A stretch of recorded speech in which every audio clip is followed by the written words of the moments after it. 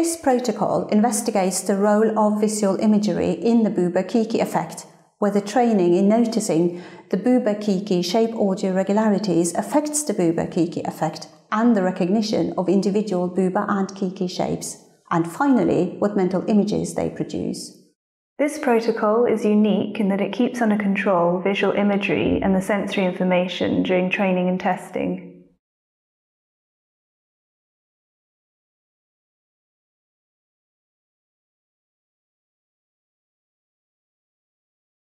Conduct the 3 experiments in a quiet room that is neutral in color and with all participants individually. Ask the participants in the blindfold group to put on their blindfold before setting up the tactile test materials and make sure they keep their blindfold on throughout and between all 3 experiments. Place the rubber mat directly in front of the participant. Invite the participant to explore the rubber mat before placing any of the tactile test materials on top.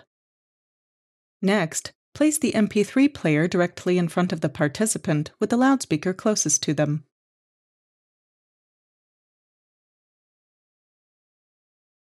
Explain that 2 picture cards will be presented on the rubber mat, each one picturing a tactile shape. Then, explain that some audio will be played from the MP3 player and that this audio will correspond to one of the tactile shapes. After this, place the 2 picture cards on the rubber mat. Ask the participant to make a fist using both hands and to place their fists on top of the presented picture cards, guiding them if needed.